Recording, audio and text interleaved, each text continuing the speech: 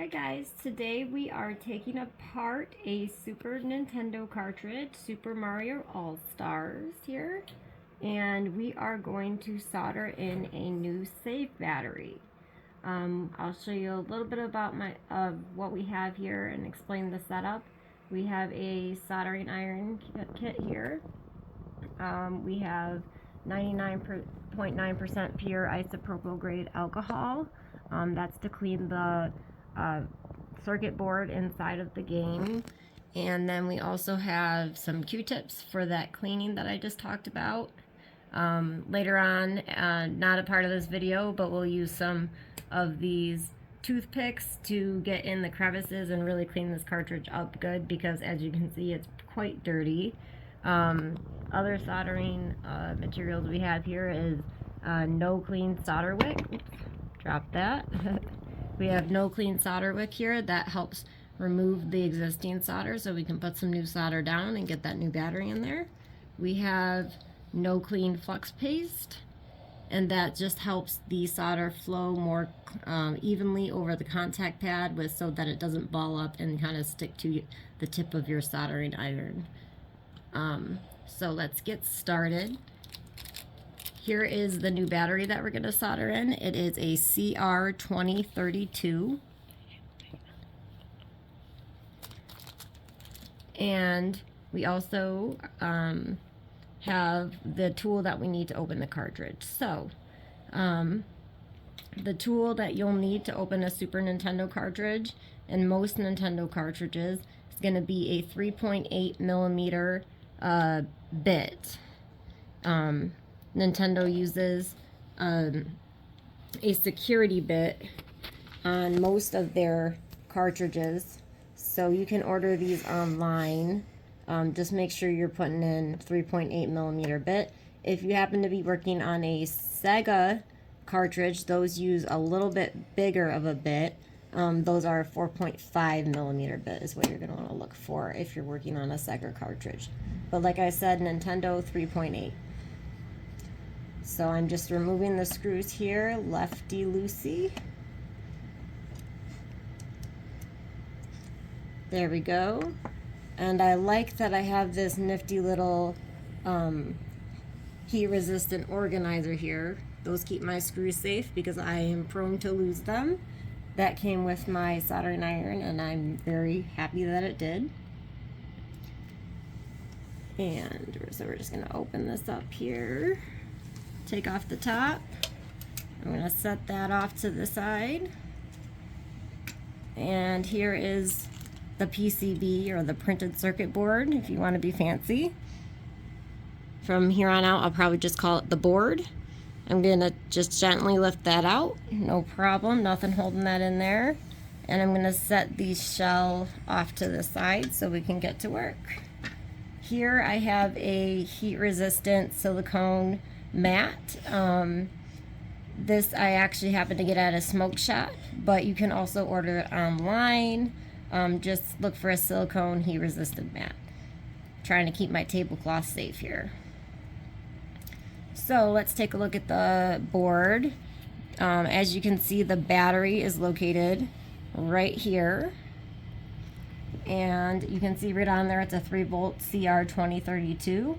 And my replacement is obviously not the same batteries, not the same manufacturer, but it is also a 3-volt 2032.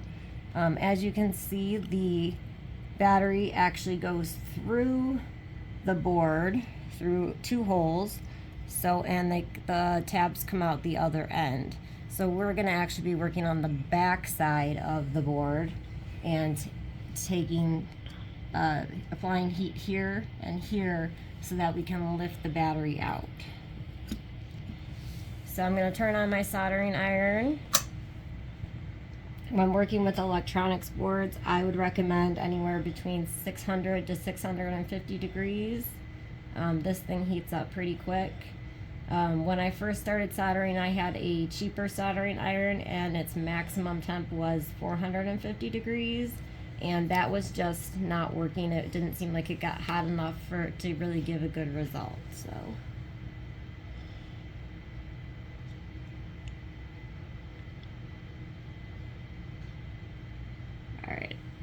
651.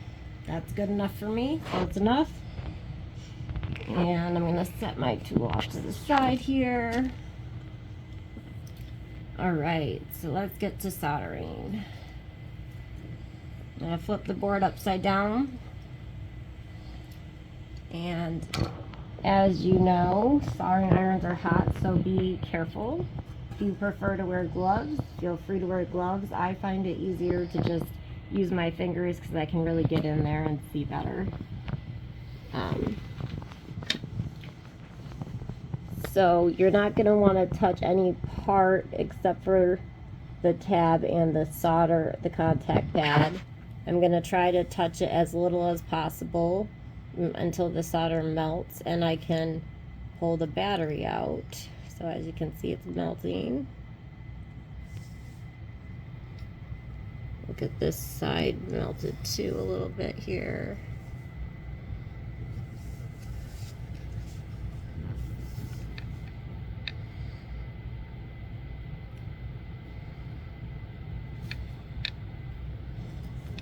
Alright, so there's a few different approaches on how to hold the board and pull. I could use these arms, but I'm just going to use my hands. So I'm holding it upright so that I can kind of touch the soldering iron to the contact pad while I push. It's still not hot enough. Alright, so battery's being a little bit stubborn, so I'm going to apply a little bit of flux onto the area that we're working with here, and that sometimes helps it kind of flow and just behave a little bit better. So just a small amount there, kind of around.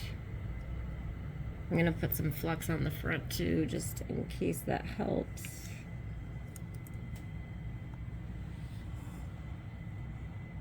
Because there might be a little bit of solder that's kind of on this side as well. Don't worry, it's no clean, but I always clean the motherboard anyway, so. Alright, let's try this again.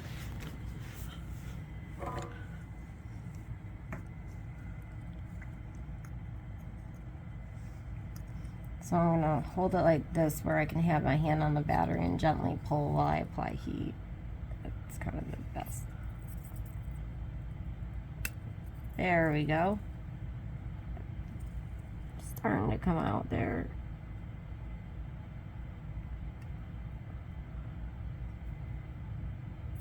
And there it is. It was worth the wait. We got one side out there, so I'll flip it over so you can see. That tab is no longer going through the hole. It's totally up and out. So that's what we want. And we just need to do the other side. So the flux seemed to help the process, so I'm going to do that on this side as well for the other tab.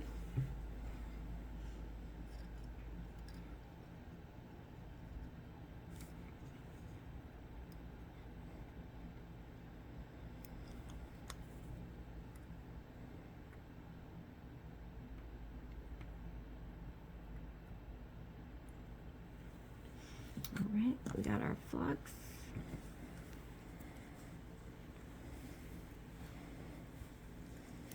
So I'm going to actually flip this upside down because I'm right-handed, and let's go again.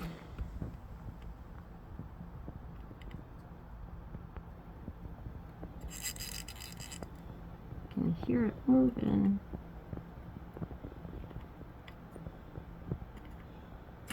And boom, there we go.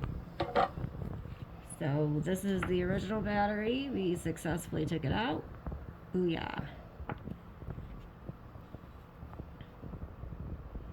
So the solder that's remaining on the board actually doesn't look like there's too much in there.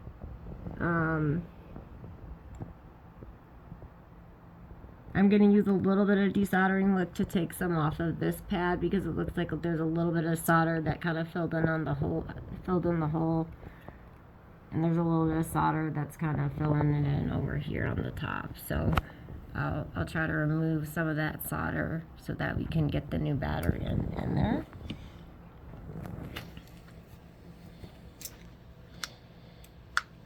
I'm gonna open this up here. It's a brand new roll.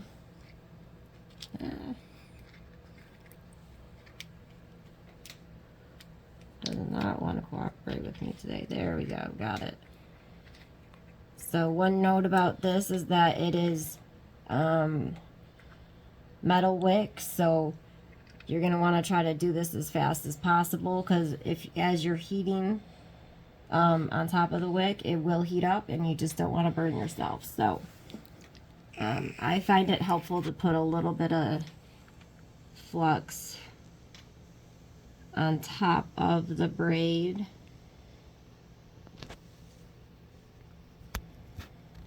And it kind of just sucks the solder right up into the braid, and the braid absorbs it.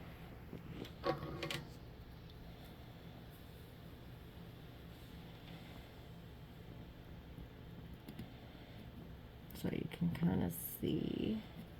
You're really going to want to do it in the area where the solder's at. You're not going to want to do it touching the PCB. But you can see the solder coming up.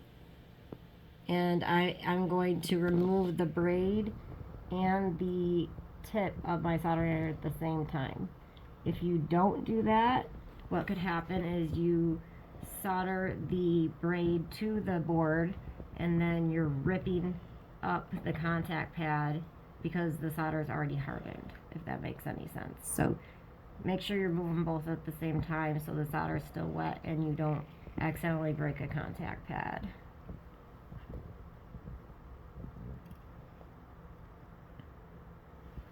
And I'm going to do it again for the other side.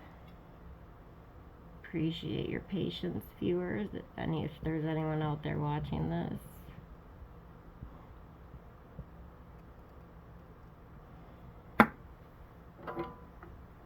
And pull this up.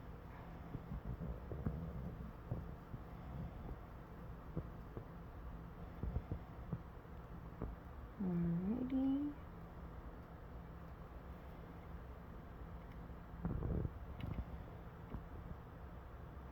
And let's flip it over and see what this side looks like. There's a little bit of solder that I want to remove. Not too bad though. So we're just doing the same thing for these two spots on the other side. And then we'll get to the fun part where we get to put in the new battery and solder it on in there.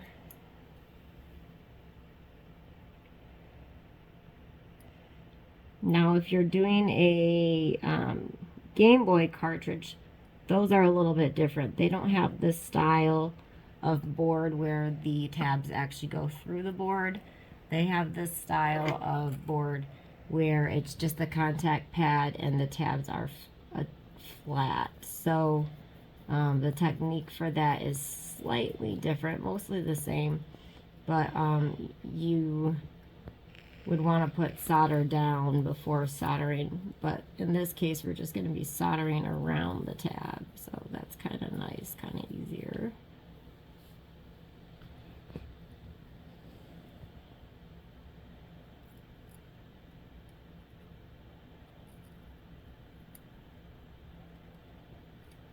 There we go. Looks like we got that opened up here.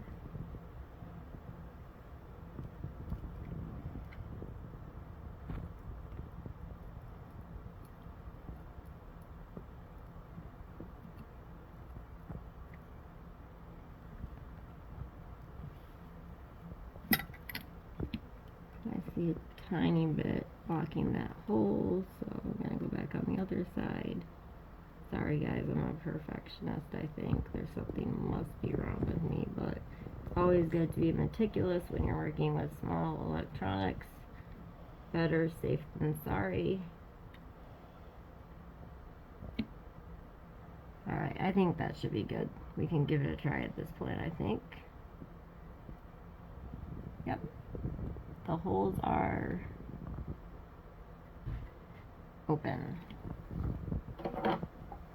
So let's take a look at our new battery. If I can get it out of the bag, that's always a good thing. It's funny, I can solder electronics, but I'm very clumsy in everyday life. So if you look at this battery, it's one side is labeled positive with the plus sign, and it's got an arm here that goes from the positive on down. So you're going to want to look at which side is attached to which arm is attached to the positive side and which arm is attached to the negative side. The opposite side is not the positive side, it's the negative side. It's not labeled, but we know that it is. And you have the negative arm here. So most boards, not all boards, this one is not labeled. So you can kind of remember how it went in. But what is nice about Super Nintendo boards is that one hole is in my experience always bigger and one hole is always smaller. So that's going to help you know whether or not what goes where is what I'm trying to say. In this case, on the original battery, the one with the bigger tab, the wider tab, was the positive end. So the positive end is going to go here. Also, you can look at it this way.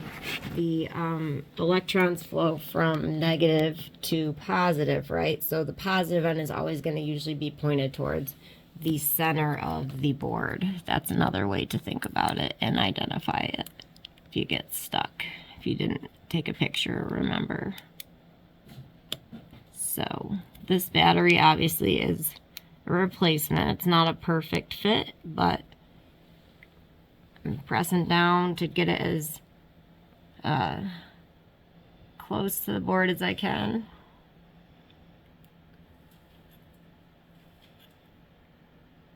All right, that's in there. That looks good. So I'm going to flip it over. There we go. That's what it looks like once the tabs have been pushed through. And there we go. Once we flip it over and the battery is oriented correctly, you can see I have the tabs coming up through the holes. We're going to put solder around those tabs to fill in those holes and cover the contact pad and make sure those battery tabs are touching the metal contact pad so that we have an operational board again. So I've got some solder wire here. They gave me so much solder with my set that we've done several save batteries and we still haven't run out of solder, which is nice. Alright, so let's get to soldering. What you're going to want to do is touch, well, I'm going to use this here. It's got flux in it. Can't remember the official name for it, but it just kind of cleans the gunk off the tip of your soldering iron. So a little less gunky, looks a little more clean. And I'm just going to put my solder wire where I want to apply the solder, and then I'm going to touch that to the pad. So the tip and the solder on the pad at the same time, all three things should be touching. Before I do that though, I'm going to put a little bit of flux down. Like I said earlier, flux kind of helps it flow evenly over the pad. The solder won't ball up as much. So I'm a fan of flux. Some people might comment that I overuse it, but I don't think it's going to hurt anything. So, you know, that's just my style. All right, we got some flux down here. I'm going to start with this bigger contact pad over here on my left. I'm just going to aim for the tab in the hole. And there we go. We've got solder flowing.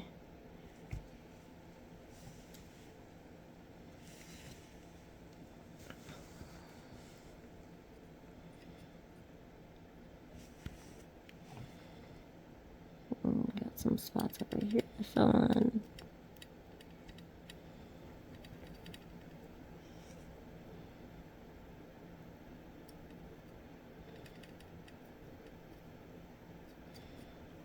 See how that's looking here.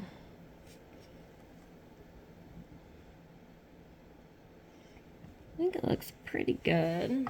I'm wearing glasses, but maybe I need my prescription checked. Yep, it looks like there is solder surrounding all sides of that tab, so we should be good there. Let's start on the other side. You don't want a mountain of solder, but you want enough to cover the contact pad and make sure it's making good contact with that tab from the battery. I just grabbed the Space Cadet. I just grabbed my flux instead of my soldering iron. Excuse me, guys. Sorry. And clean the tip again. I can see a little bit of something on there from the flux, probably. All right, nice and clean. And let's do it on this side.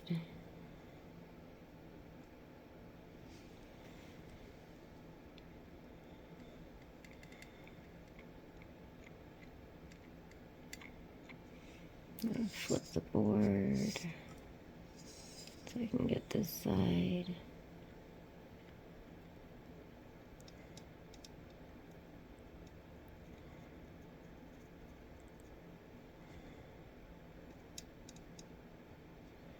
All right, let's take a look and see how that turned out. We've got solder flowing all across the contact pad, and it appears to be making pretty good contact with the tab. So I'm pretty happy with that. We'll find out when we test it if I did a good job, but I'm pretty sure I did. Like I said, this is no clean flux, but I did use a lot of flux here, and I just like to be better safe than sorry. So I'm going to use some of my 99% isopropyl alcohol. I don't think you necessarily need 99%, but you're going to want to get the highest grade that you can find at the store. That's just what I recommend to clean an electronics board. So I'm pouring some in my fabulous, what used to be a Superman thermos is now my shallow dish to hold alcohol. And I've got a Q-tip here. And we're just going to dip it in there. And you can kind of see the flux on the board if I kind of show you in the light. So I'm just going to gently clean the board up a little bit. The reason why I recommend the highest grade alcohol you can find is because it's going to evaporate quicker. It has less water in its composition, and you don't want to put water or really any substance that doesn't belong there on the motherboard too long. And you can see the fluxes coming up.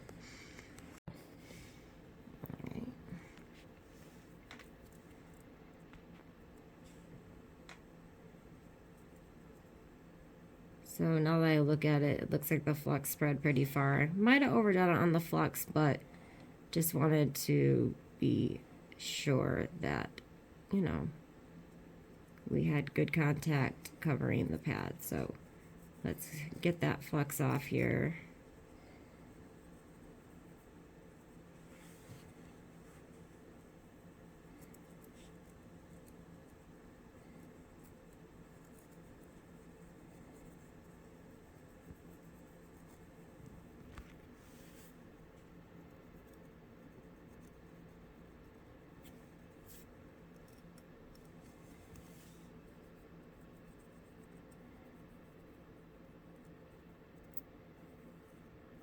Alright, I'm going to clean these teeth up later, and I'm going to give it a second to kind of air dry.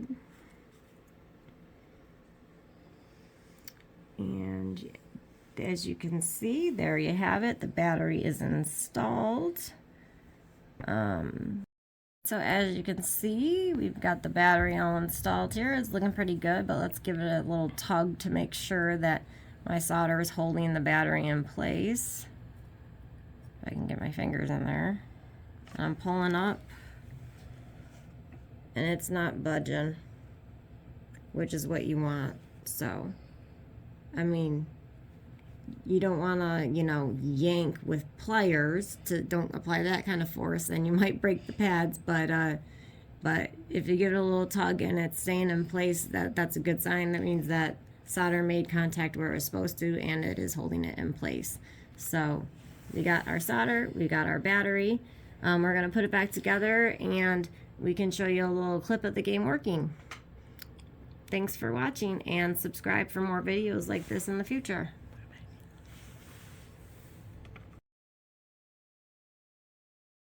Looking good with the new save battery installed. I'm going to go ahead and put this back together. If you are confused about which way the board is supposed to go in, it will only fit one way, because one end is going to be deeper and one end is going to be shallower, and you're not going to be able to close it like that. So if I try to put it in the wrong way, which I believe is this way, you're going to see like that doesn't fit, right? And then if I tried to close it, it's like, what are you doing? So usually there's only one way to put this back together. So let's flip it back over, and then you'll see how it lines up correctly here and here with the indentation in the board. We are going to go back and clean the inside of this casing and everything, clean it up, make it look real nice before it appears on videogamegenvault.com.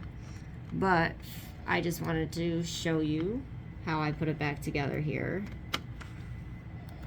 Slides on top. I've got my screws, and I didn't lose them today thanks to my nifty little organizer here. And I've got my 3.5mm bit. Drop that screw in, and it wants to, all right, there we go. And righty-tighty. So you want to screw it in there till it's snug, obviously, but you're not going to want to over-tighten it. And we're going to do the left side here, drop it in there, and just righty-tighty.